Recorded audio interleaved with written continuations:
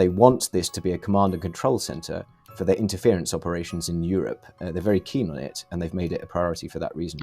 We know from what we understand about Chinese interference, Chinese government interference, that where there are more Chinese government officials, you get more evidence. Right now, they feel like they're being monitored by the CCP. 白宫已经正式警告英国政府，如果让中共在这个敏感地区盖大使馆，五眼联盟的情报共享可能会出一些裂痕。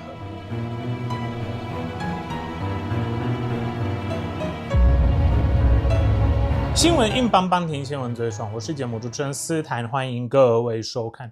今天我要带你来看看什么叫做用外交名义做渗透的工程。对各位，中共又出手了。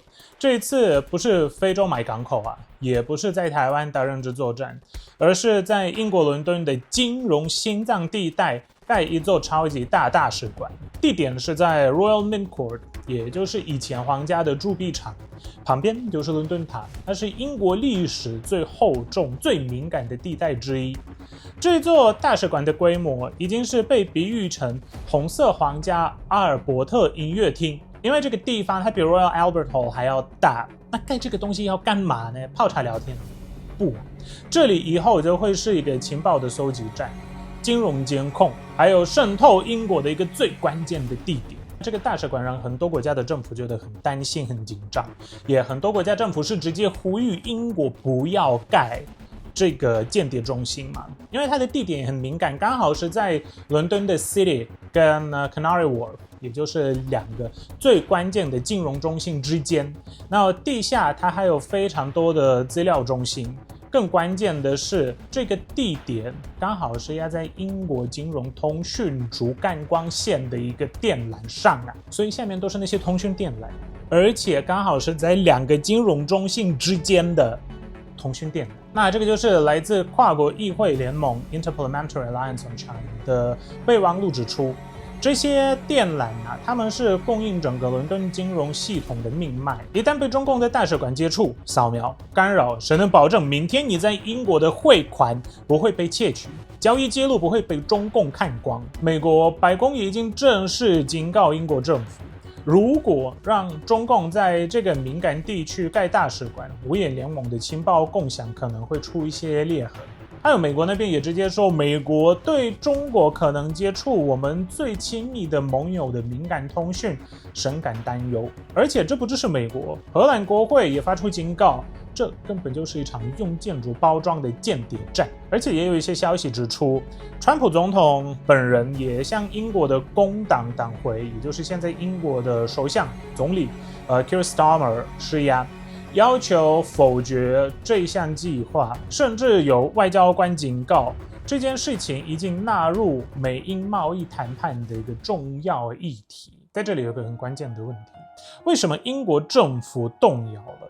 本来这项计划已经在2022年被伦敦塔哈姆雷特区议会否决，但去年英国工党的 Angela Rayner亲自介入，甚至动用权力接管审批程序，接着出现了一连串令人觉得很怀疑的转折。2024年初，财政大臣 Rachel Reeves 他刚好访问中国回来没几天，伦敦警察厅与地方议会竟然突然散会了反对意见，而且几周内整个反对声音悄悄的被消失。这背后是不是有来自北京的压力？是不是经济威胁？是不是一种外交强盗式的政治交易？你我都应该要问这个问题啦。但这不是所有的英国人都漠不吭声。保守党党魁 Kemi Badenoch 公开表示，这个计划应该要被否决。中共是我们首相口中的敌对国家。MI5 也正是他对英国发动了史无前例的一个大规模的间谍行动。而附近的居民也没有认输。Royal Mint Court 的居民协会的代表说，这是一场大卫对歌利亚的战争，但我们不会放弃，我们正在群众募资，准备发起法律诉讼。那来自 Interparliamentary Alliance on China IPAC 的一个执行长 Luke de Pulford， 最后他说出了一句最生痛的话，这个结果对我们来说不意外，但对安全单位而言，是一场巨大的失望。这整件事情从头到尾都是充满了压力、屈服与交易的味道。我们也可以换句话说，英国跪了。那因为这件事情的严重性非常之大，所以我有邀请 Luke de Pulford， 也就是这个 IPAC 的执行长本人来跟我聊一下中共在英国要盖的那个超级大使馆。Right now I have Luke de Pulford from the Interparliamentary Alliance on China here to talk to me about the mega embassy at Royal Ming Court. And it has been recommended for approval by the Plan Inspectorate already. The next stage would be Angela Rayner, who is the Housing Secretary in the UK. So Luke, do you believe this embassy will ultimately be approved? It's almost certainly going to be approved, and there are a number of reasons for that, but the strongest and clearest indication we have is actually the meeting that Keir Starmer had with Xi Jinping on the sidelines of the G20 last year, where he said that he was only calling in the application after he'd had a call with Xi Jinping after becoming Prime Minister, and it had been mentioned as a diplomatic priority. So just to be clear for your viewers, when it comes to planning law, this kind of decision is normally made locally. And it was made locally last time round by Tower Hamlets Council, who unanimously rejected the Chinese application. This time round, the government has the power to call in the application, so they make the decision centrally, and that's what the Prime Minister himself said to Xi Jinping that he had done as a result of that phone call. So there's a pretty clear indication of what the government's thinking is around this, and it feels a bit like the planning process is simply going through the motions. Why do you think the central government is so eager to be involved in that? It's not that I think they're eager, I think that they are backed into a corner and they feel they have no choice. The PRC, which is an important trading partner for the United Kingdom, is saying that this is a diplomatic priority. And they're also trying to coerce the UK into doing it by refusing to allow our embassy in Beijing to be renovated, which has been waiting for renovation for years. So they're clearly using what tools that they can in order to try to force the UK government's hand. I think what I want to emphasize is this is highly unusual. It's very rare for a leader of any government to start saying it's our diplomatic priority that our embassy is in that particular location. The fact that China is doing that indicates to them how important this is, how much they want it. They want this to be a command and control center for their interference operations in Europe. They're very keen on it, and they've made it a priority for that reason. Because the location is very important. It's right next to the city of London. And what I've read about is the cabling system. It all goes beyond the embassy, and it's in the underground. And could you tell me more about the national security concerns here? Why are the residents of the Royal Mint so concerned about the mega embassy being established there? Well, there are so many arguments. From the residents' point of view, there are about 100 families who will be effectively living on Chinese land. They're very worried about that. They're also worried about exposure to surveillance and the possibility of some kind of attack on the embassy, which would naturally affect their homes. But beyond the residents, there are many other national security concerns. We know from what we understand about Chinese government interference, that where there are more Chinese government officials, you get more interference. This embassy would be huge. It plans well over 200 additional move-on flats to be built there, in addition to an already huge site. We're talking hundreds of PRC state employees in the heart of London. That's going to mean more interference. We're very worried about that. A couple of other reasons. There is no space outside this embassy for protest without it disrupting major arterial roads. Freedom of assembly, freedom of protest is very important to us in the United Kingdom. There's nowhere to do that safely outside this new embassy. The PRC quite likes that because they don't want protest. But we're not keen on that. We want to have space to be able to voice our discontent at the behaviour of the CCP. And then finally, this point that you've referred to about cables. Yes, although this is shrouded in darkness and all of it's very secret, it has leaked to the media that there are sensitive communications cables that run between Canary Wharf, one big financial centre in London, and the City of London, another big financial centre in London. So that carries massive attendant risks for a government which has the capability, willingness, and track record of interfering with communications cables and wanting to try to disrupt them and to hack critical infrastructure when they can. So we're naturally very worried about that. That isn't just a problem for the UK. that affects any country that has financial institutions working in either of those two important financial centers, which is many developed democracies. Yeah, and it's right next to the Tower Bridge, and any kind of the protest would be problematic if they have the embassy over there. And do you know why are they so not happy with the current embassy, which is, I've been next to it, it's actually very close to the Polish embassy. And it's a huge building. Why do they need another one? Why do they need a bigger one? Why do they want to expand? Well, there are a few reasons that we think they want to move. They haven't been that clear about it. They want a bigger one. And you might be able to argue that they've had that embassy for a long period of time when they're a much smaller economy than they are now, and they might want an embassy which is appropriate for the size and power that they have as a country. You can kind of understand that argument. There's also quite a strong argument for it to move in the sense that it is also not safe to protest outside Portland Place, the location of their current embassy, without blocking the roads or without, potentially getting run over. So clearly, there are, I think, reasons for it to move from where it is currently. Our argument would not be no embassy or no embassy move. Our argument would be, okay, if you need to move it, fine, but not there, not a huge status symbol embassy which presents huge national security issues. And that's the reason we're opposing it. Not in that area. Is there still any way to stop or delay the approval? Well, once the call-in decision is made, presuming that it's in favour of the development, it's very difficult to stop, but it is possible to judicially review the decision. So you can legally challenge it. And in fact, we believe that there are very good grounds to legally challenge it. We'll have to wait to see what the planning inspector's decision actually says to know what the arguments that can be made will be, but there is another way. There's another way of doing this. In fact, residents' associations have already set up a fund for a legal campaign for our judicial review, and I encourage all your listeners, if they want to support that, to go to that link, and I hope that you'll give them that link so that they can throw, the value of a cup of coffee towards these residents to enable them to try to win this David and Goliath fight against Beijing's mega embassy. 因为在大使馆外围有非常多的抗议活动，我的好朋友英国的路易斯，也就是 Free China 这个 YouTube 频道的路易斯，他每一场抗议的活动都有参加。我们来听听看抗议者的声音。Louis from Free China, an independent journalist and a YouTuber who has attended all of the protests against the mega embassy in London. Louis, could you tell the viewers what did they take to the streets to protest against that mega embassy? Sure. Okay.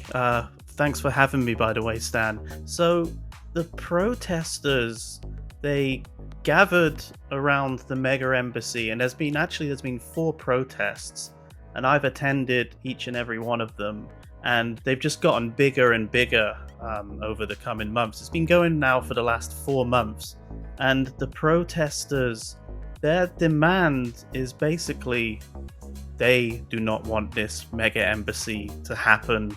They really oppose this mega embassy to be opened by the CCP. If you think about it, there are hundreds and thousands of Hong Kongers living in the UK, and they came to the UK to flee the CCP. They came here to get away from China, get away from the grip of the CCP with the whole national security law and clamping down of freedom in Hong Kong. They came to the UK because they trust the UK government, and the UK government has betrayed them by making this deal with the CCP behind their backs. So the Hong Kongers have all come here to protest, and they're hoping that more and more people will join them in their protest. And their demand is no mega embassy, full stop. Yeah, there are people from Hong Kong, and there are also local residents of the Royal Mint, right? They might be also having their own concerns. And I know that you have interviewed a couple of locals. What do they think about the mega embassy? Sure. So the local residents of Tower Hamlets, that's the name of the council in that area, they are furious. So there's around 100 properties in that neighborhood to house all of the residents there. And apparently, if this embassy goes ahead, there's going to be 100 or more embassy staff moving into that neighborhood Now, it's already a very crowded area. It's extremely busy.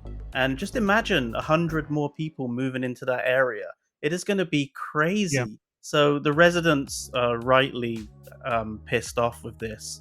And what's even worse is the local residents right now, they feel like they're being monitored by the CCP because this embassy is going to have a huge security presence.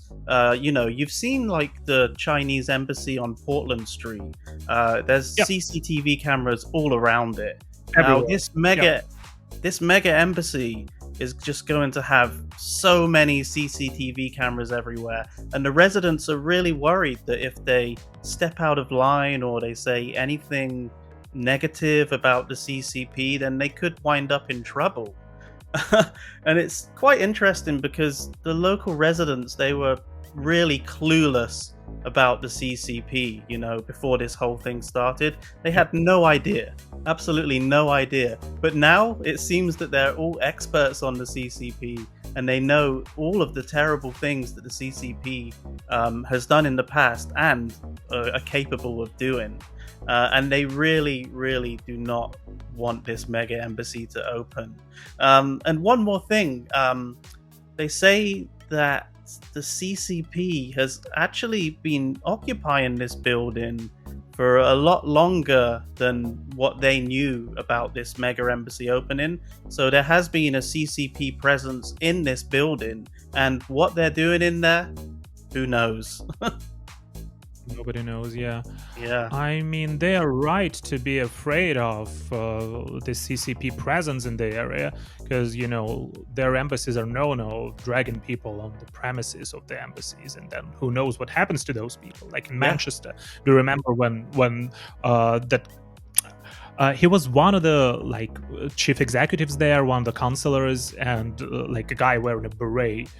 He was basically beating and trying to drag a Hong Konger on the territory, on the premise of the embassy. So he grabbed him by the hair, trying to pull him in to the premises of the consulate, which is basically CCP's territory. So if they get somebody in that building, then they can do whatever they want, right? Yeah, basically drag him abroad. Yeah, to be honest. Pretty much just drag him into CCP land. And what's interesting also is that there are a lot of properties in that area that is sat on land that is owned by the CCP now. The CCP owns a lot of land in that area around the Royal Mint, right? So if this embassy does get the go-ahead, then some of these residents, they don't know if they're going to be kicked out, relocated. They have no idea what's going to happen. So, their future right now is uncertain. And this embassy, apparently on the 9th of September, we're going to get an answer. But they also said before the 9th of September, we could give you an answer. And it looks like it is going to go ahead, unfortunately. So it's like the Chinese government has the right of freehold of the land. Yes. In Royal Mint. Wow. So they're not leasing it, they're owning the land there. They own the land. Wow. And did you know they paid 250 million? It's a historic area. It's a very well-known area. It's right next to the Tower of London. How did the British government allow them to purchase this land and basically make it the land of the Chinese Communist Party? This is just for me it sounds outrageous. This is one of the most undemocratic things this current Labour government has done. They didn't even ask the residents. As you know, this whole planning application was initially rejected by the Tower Hamlets Council. It was rejected by the residents. It was rejected by the former Conservative government. And now China are just trying their luck with it. And they just happen to get a Labour government that is desperate to make a trade deal. Yeah, asking residents is like it was the right thing to do. Well, yeah.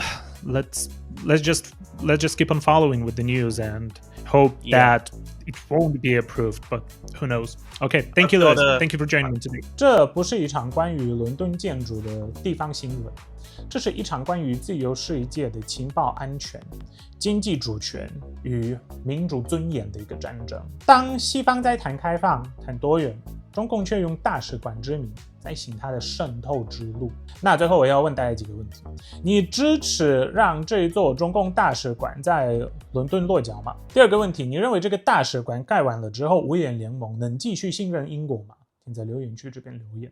也非常感谢各位的观看，如果喜欢这种内容的影片，请帮按赞、订阅跟留言。现在赞助要在这里，影片下面会有Patron跟应援科技这两个完整的连接。我是斯坦，我们下次见，拜拜。